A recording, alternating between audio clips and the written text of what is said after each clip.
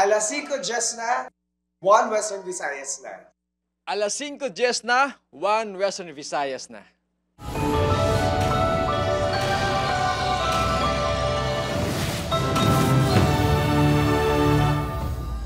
Mga balita nga aton tutukan subong nga Webes, mga residente nga masami mahalitan sang kalamidad sa Iloilo City, igalikaw sa peligro sang Iloilo City LGU.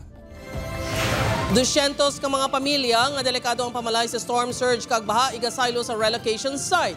Apang pila sa mga apektado nagapang alang-alang nga magsaylo. 3 ka suspect ginkilala na sang kapulisan nga nagguno patayo sa lalaki samtang nagapamahaw sa Aros Caldo sa Iloilo City proper. Isa sa mga suspect miyembro sang fraternity. Bangkay sang lalaki nga nasapuan sa barangay Villamonte, Bacolod City, may 5 kabuno sa lawas. Motibo hindi pa klaro sa imbestigasyon sang kapulisan. Bago bunang lapsang nasapuan sa Bago City, samtang lapsang nga nakitaan kahapon sa barangay Concepcion, Iloilo City, padayon nga ginaobserbahan sa ospital. Kag lalaki nakuhaan sang video nga nagasaot sa atop sang tricycle samtang nagadalagan sa Diversion Road, Iloilo City. Tagiya isyuhan sang show cause order sang LTO. Ini ang GMA Regional TV, 1 Western Visayas. Mayong hapon Western Visayas kag Negros Occidental, mga pamilya nga naguban sang balay bangod sang habagat igasaylo sang LGU sa relocation site sa Molo. Apang relocation site makabig flood prone. Ini ang gintutukan ni Kim Salinas. Sa tiyon niya may bagyo kon malain nga tiyempo. Tuman ang kahangawa sa mga residente sa coastal barangay sa syudad. Gani kung mabatian nga sila ang iga-relocate, nagakalipay ang mga residente. Kasuwang na lang ni Ariel sang barangay San Juan Molo. Salamat ko kung makahalin ko eh. Safety na kami. Taga Bagyo may kuanan ka. Partially damaged ang balay ni Ariel bangod sa halit sang abagat sa weekend. Siya ang isa sa masobra 60 ka mga pamilya nga ginatarget sang Iloilo City LGU nga isaylo sa masobra 13,000 square meters nga relocation site sa West Habog-Habog Molo. Magluwas diri, ginalantawan nga isaylo ang mga biktima sang sunog sa West Habog-Habog Molo sang 2023. 200 ka households ang natala na ipamtang sa relocation site.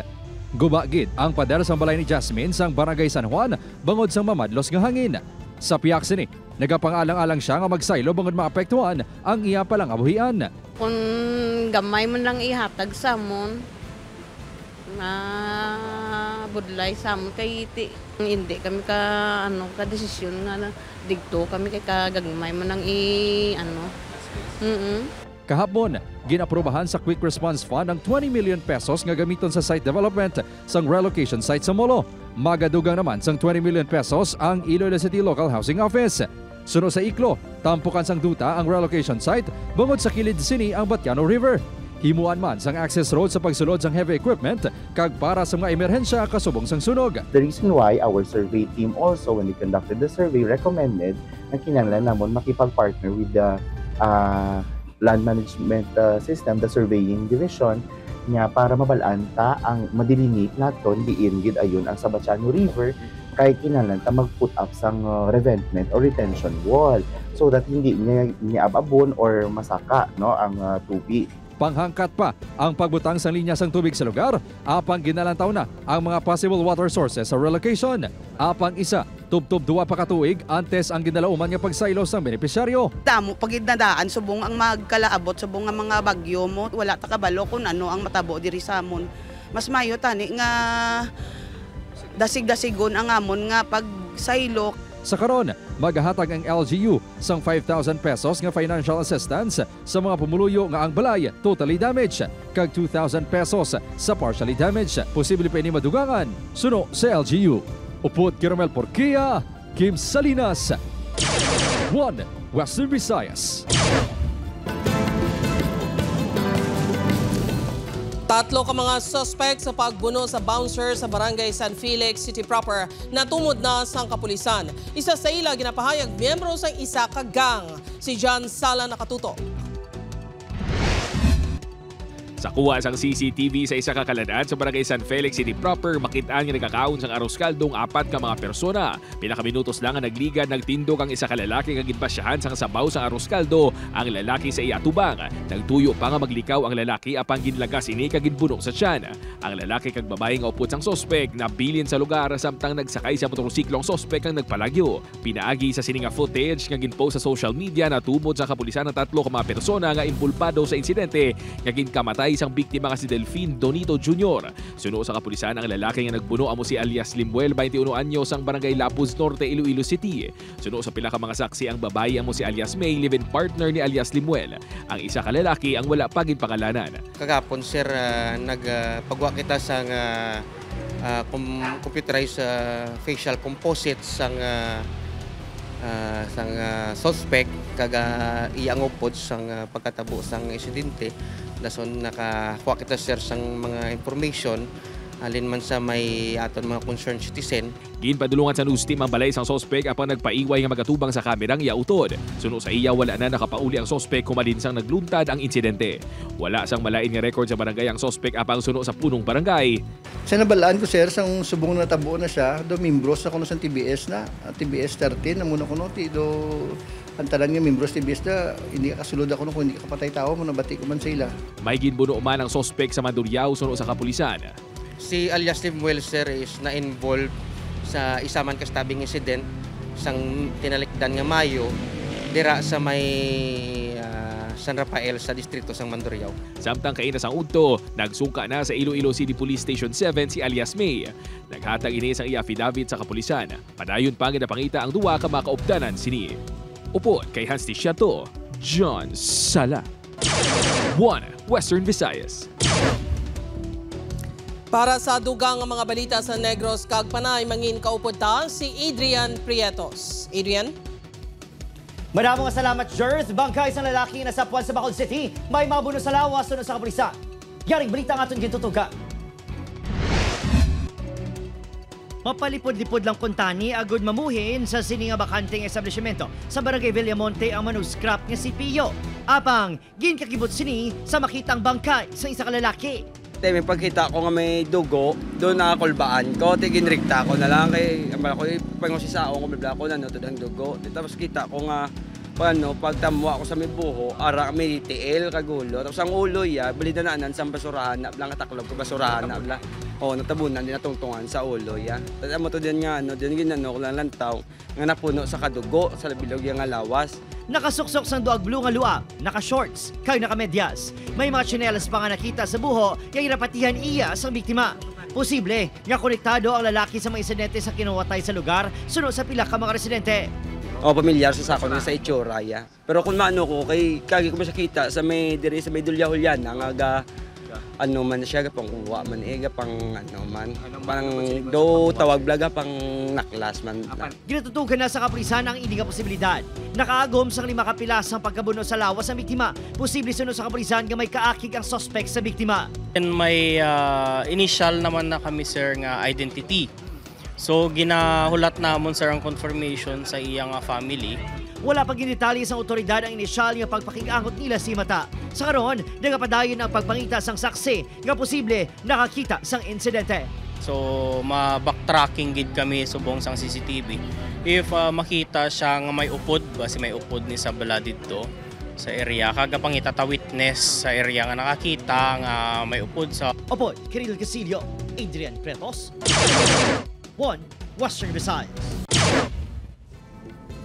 Abiso lang mga kapuso, sensitibong video ang inyong makitaan sa sininga balita. Nagahingyo ang Land Transportation Office ang bulig sa publiko para makilala ng tagiya ukon ang drivers ng isa ka tricycle nga naghimo sang eksena sa diversion road sa Mandurriao mga alauna kaina sang kagahon. Makita sa video ang isa ka lalaki nga yara sa atop sang tricycle.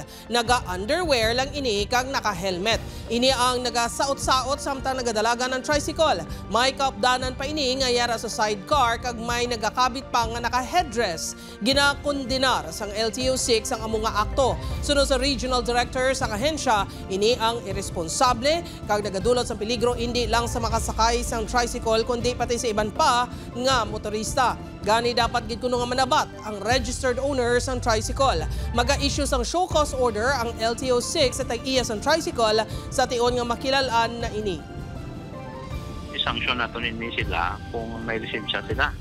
No, kung wala sila lisensya, we will prohibit them from getting a driver's license in the future. Sa iban pa nga balita, roll-out ang 20 pesos rice program sa Iloilo Province madayon na subong nga Agosto. Pila ka mga residente sa probinsya nagalaom nga magtupa na ang programa. Si Zen Kilantang Sasa nakatutok live sa Barangay Guaan, Leganes, Iloilo. Zen?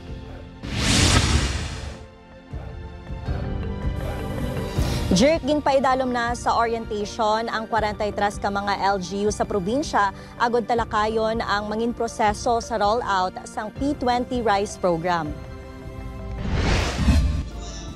Nag-umpisa na ang Iloilo Provincial Government sa pagpaidalom sa orientation sa mga local government unit sa probinsya agod handaan ang rollout sang P20 Rice Program. Una diri maga-register ang mga benepisyaryo nga may undernourished children. Sunod amo ang AX payout sang DSWD. Pagkatapos nga makuha nila ang 3,000 pesos, ini among ibakala sang bugas apang limitado lang sa 30 kilos ang mahimo nga mabakal sang kada pamilya. Sunod sa Iloilo Provincial Agriculture Office, madayon na ang P20 Rice Program subong nga Agosto. Naatrasar lang bangod ginahulat ang payout sang AX. Bisan may 20 kita nga bugas hambal ni Gob, kung wala kwartang ato nga target beneficiaries, hindi man siya po nakabakal. So, we saw the opportunity nga may ara man sila kakwaon nga assistance to the government through their tupad. Dugang pa sini, pirmado na ang MOA sa tunga sang probinsya kag Food Terminal Incorporated o kun FTI nga magahatag sang subsidy agud matigayon ang rice program. Madumduman nga 12,000 ka mga pamilya ang target sang probinsya nga makabenepisyo sang 20 pesos nga presyo sang kada kilo sang bugas. Ang iban nga mga residente nagalaom nga magtupa na gid ang programa, ilabi na nga nagapabilin sa gihapon nga mahal ang presyo sang bugas sa mga merkado. Maanugid kami makabil kay ti yadi pa awat pa kay ti 20. Sa kapigaduhon bala subong mahal ang tanan. Ti mas okay gid katama nga madayon. Sunod sa Department of Agriculture 6 ang mga LGU sa Western Visayas, probinsya pa lang sang Guimaras ang nakasugod sang rollout. Sa Iloilo City, ginahulat pa ang SP resolution kag ginapangitaan pa sang pondo ang 6 pesos and 50 centavos nga subsidy. Subong man wala pa makaumpisa sa rollout ang probinsya sang Capiz, Aklan kag Antique.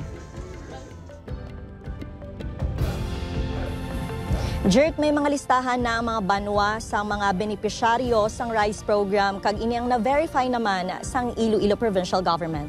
Jerk? Madam Ugid nga salamat sa detalye kapuso Zen Kilantang Sasa.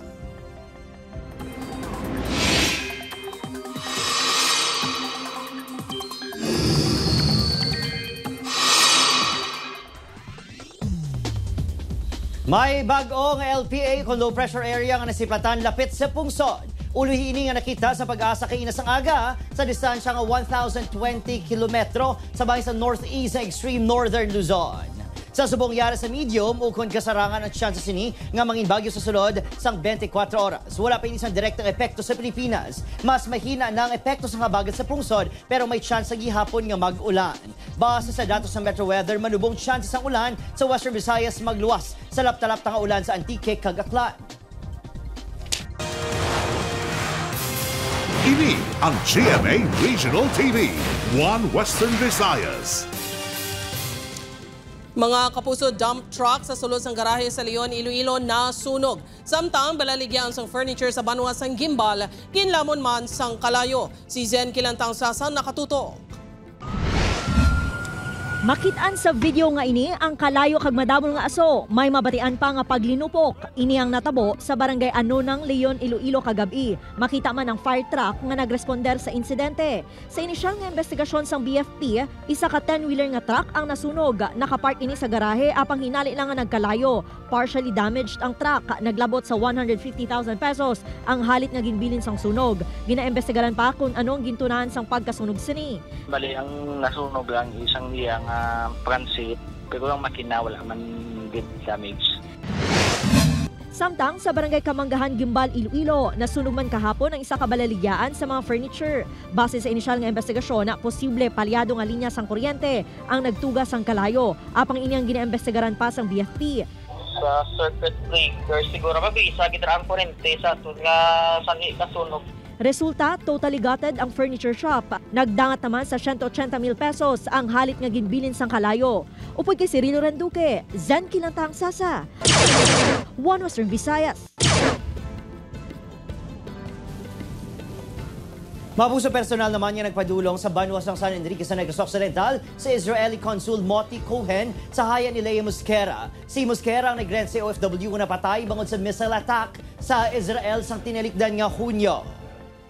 Suro sa Negros Occidental Provincial Government, nagpakig-angot o nagpakig-unong si Consul Cohen sa kalisod sa himata ni Mosquera nga ginapahayag mapinalanggaon kag mabinuligon sa pamilya. Nagpasalig man ini nga maghatag sa ang pinansyal kag humanitarian aid sa pamilya sa OFW. Nakahatag na ang probinsya sa 190,000 pesos nga bulig pinansyal.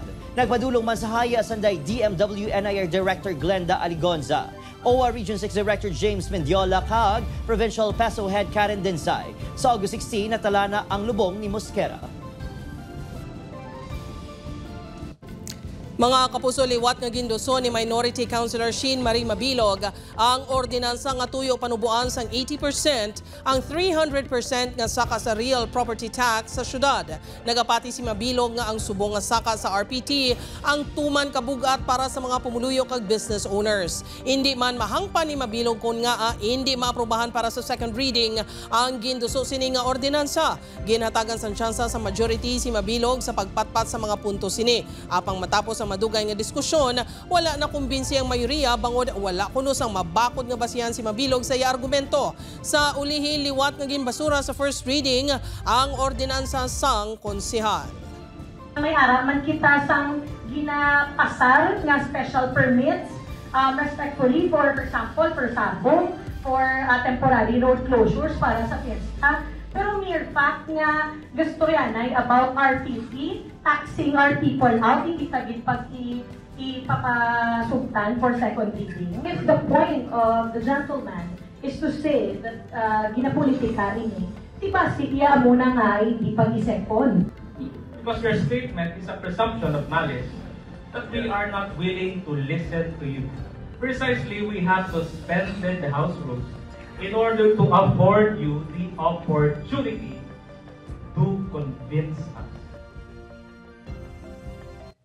Sa dugang nga balita, opisyal na nga nagpungko bilang bago nga Commanding General sa Philippine Army si Lieutenant General Antonio Nafarrete. Kay nasa ngaga, ginpangunahan ni President Ferdinand Bongbong Marcos Jr. ang change of command ceremony sa Taguig City. Gintalusan ni Nafarrete si Lieutenant General Roy Galido nga nagretiro na. Isa ka Ilonggo si Nafarrete nga nagdako sa Kalinog, Iloilo kung sa diin ini nag-eskwela sa elementarya sa Kalinog Elementary School kag nagtapos ang high school sa WVSU High School. Nagtapos ini sa Philippine Military Academy sang 1990. Nagserbe ini bilang Chief sang Armed Forces of the Philippines, Western Mindanao Command sang November 2024. Siya man ang naging commander sang 1st Infantry Division kag Joint Task Force Zampelan sang West Mincom.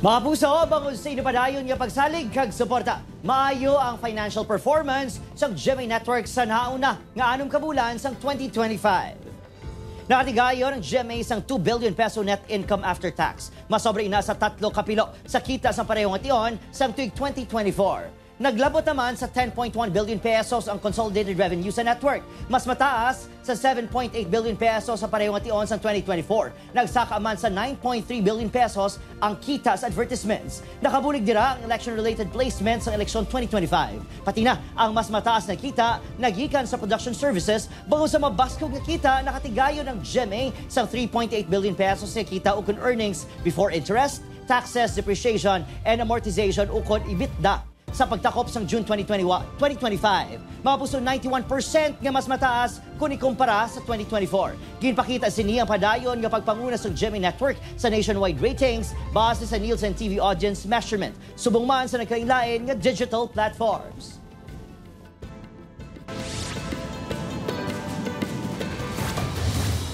Dakop sa ginpatigayon nga drug bypass operation ng isa ka call center agent nga kilala kay alias Inday Mina sa barangay Hireos, La Paz, Iloilo City. Nakuha siyang 50 grams sa suspected shabu nga nagabalor sang 340,000 pesos. Ginakabi nga high value individual ng subject kag pila ka semana nga paidalom sa surveillance antes gin-operate. Padayon pa ang ginahibalo sa kapulisan na ginakuhaan sinisang supply. Isa man ka high-value individual ang nadakpan sa drug bypass operation sa barangay Demokrasya, Haro, Iloilo City. Ang nadakpan mo si alias Tata, 56 anyos, nga nakuhaan sang 55 grams ang suspected shabu nga nagabaloro sang 374,000 pesos. Ang suspect ang isa ka construction worker kag ginapahayag nga naga-sideline sa pagbaligya sang droga. Samtang isa pagid ka high-value individual kag 3 ka street-level drug personalities ang nadakpan naman sa drug bypass operation sa barangay Kalaparan, Arevalo.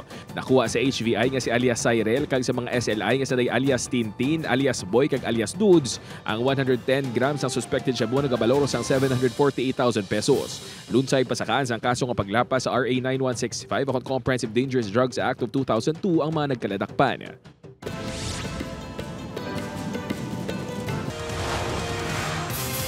Ini ang GMA Regional TV, One Western Visayas. Mga kapuso, lapsag nga nasapuan sa higad sandalan sa Barangay Concepcion City proper, padayon pa nga ginabulong sa ospital. Samtang isa pagid kalapsag na sapuan sa kilid sang Suba sa Bago City. Si John Sala nakatuto. Ginsaylo na sa ward sa Western Visayas Medical Center ang lapsag nga lalaki nga nasapuan sa higad sandalan sa Barangay Concepcion City proper kahapon. Okay man ang kayuntangan sang bata. Only ang mga may sa panit ya, may mga puti-puti bala nga inagyan maybe basi kagat sang subay kay ti bala antaman na subayan na ang bata. Kung ma-discharge na sa ospital ang lapsag, magapabili nini sa paginakop sang CSWDO. Magapangatubang naman sa reklamong ginikanan sini kung makilalaan na kag kung mapamatud-an nga gidhungod nilang pagbilin sang lapsag sa lugar. Mapasakaan sang reklamo nahanungod sa pagbayola sang Article 276 no sa abandonment of minor kag RA 8552. Gid-alarma naman sa otoridad ang insidente ilabi na nga sang damlag lang, isa man ka fetus ang nasapuan sa Barangay Bonifacio, Tanza. Gani panawagan sang CSWDO sa mga may tuyo man maghimo sang kasubong nga akto. Ang kabuhi isang tao importante kag hindi manami gid kung amo na ginahimo niya hulog, ginabayaan ang bata. Samtang sa Barangay Tabunan, Bago City, nasapuan man sa kilid sang subangin nga lapsag nga lalaki. Mapatubog lang kung tani isang iyakarbaw ang mangunguma sang nakitaan sini ang lapsag nga wala sang panapton kag ginakutot na sang subay. Gilayon sini nga ginkuha ang lapsag kag gindala sa barangay kag gintatap. Gin-turnover ng lapsag sa CSWDO kag nagpakigangot ang LGU sa kapulisan agud matumod kung sino ang ginikanan sini. God willing, mabutang ka siya kundi hindi siya na dapat ibutang. And really praying that this baby will have a bright future. Upo kay Hans Tishato, John Sala. One Western Visayas. Sa pagtakop naman sa National Disaster Resilience Month, mga kapuso, nagpatigayos ang earthquake ag fire drill simulation exercises o kung SIMEX sa Baco City Government Center kay Inasang Aga. Nagpakibahin ang mga empleyado sa aktibidad kung sa diin gintakos ang ilang handaan kung may magluntad nga linog kag sunog. Ang disaster response teams nagtinguha man nga magresponde sa nasambit nga mga senaryo. Nagburig man ang pila ka tiglawas sang OCD Negros Island Region. Sa assessment sang hensya, handa man ang Bacolod City LGU kag rescue teams kung may emerhensya.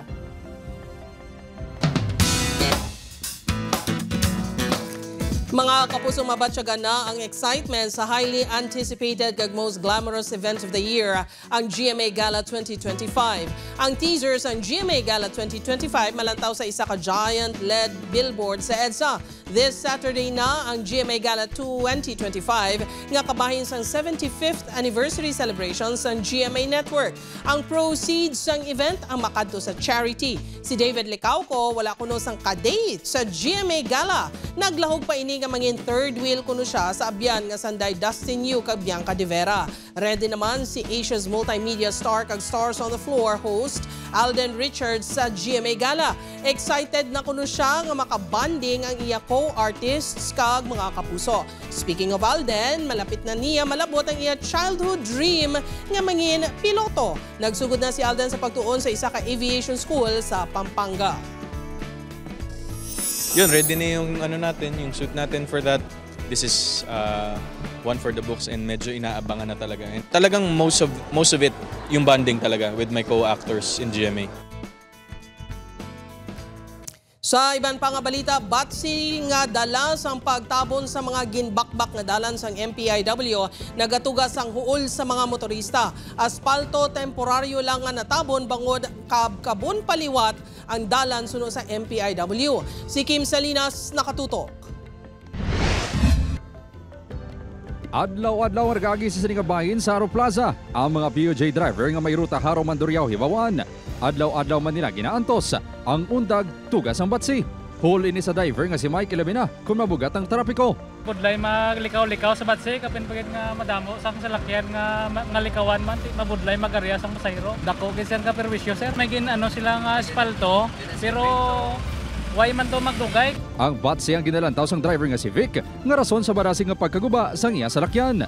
Bilang nag-uumpisa ang guba ng sasakyan sa mga batsi-batsi. Kung tayo yun, maganda ang dalaga. Magluwas diri ang mga buho-buho sa palibot sang Haro Plaza ang hindi marami tulukon sa piyaksang pagpanikasog sang LGU nga patahumon ng plaza. Ang dalan sa Haro amo ang natumod nga gintabunan sang Metro Pacific Iloilo Water sa excavation works sa nagapadayon nga pagkayo sang linya sang tubo. Patag sang MPIW, temporary asphalting pa lang ang ilang ginahimo bangod liwat kabkabon ang dalan pagkatapos ang proyekto. Ginamonitor man sang MPIW ang mga dalan agud liwat matabunan kung kinahanglan. Yung Haro project namin 11 kilometers siya and 14% pa lang yung completed. So wala pa siyang tubo sa ilalim. Meron pala tayong concrete breaking tsaka excavation sa iba-ibang portions. No? Pero by segment po kasi yung hulog namin ng pipe. Nagpangayos ang paghangop ang MPIW sa publiko sa temporaryong ahuol na nalantaw matapos sa Desyembre, subong nga tuig. Upod Caramel Porquia, Kim Salinas, One Western Visayas. Okay nga gaw, kapuso, ready ka na bala para malabot ang imo career goals? Maghulag na kag may kabahin sa leading broadcast network sa Pilipinas. Yaring mga bakanting posisyon sa GMA Network.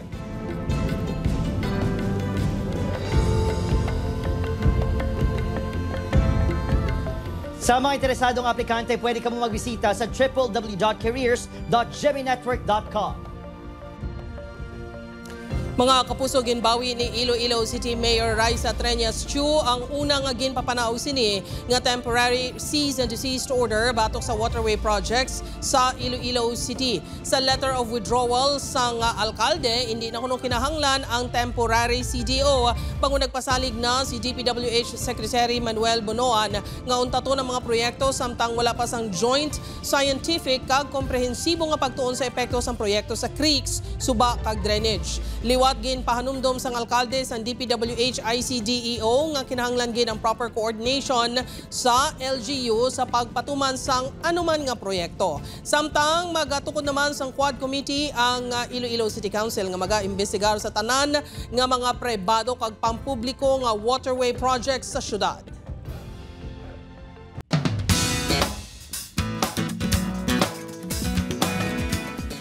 Mapuso, yari na ang madapat bantayan sa Encantadia Chronicles Sangre. Kamusaihan ang unang pagkitay ng Dea kag Flamara. Makita bala ni Flamara ang maayong intensyon ni Dea. Magakitay na bala si Perena kag Tera sa kalibutan sa mga tao. Bantayan sa Encantadia Chronicles mga Kapuso Sangre. Monday to Friday sa GMA Prime 8 p.m. pagkatapos ng 24 oras.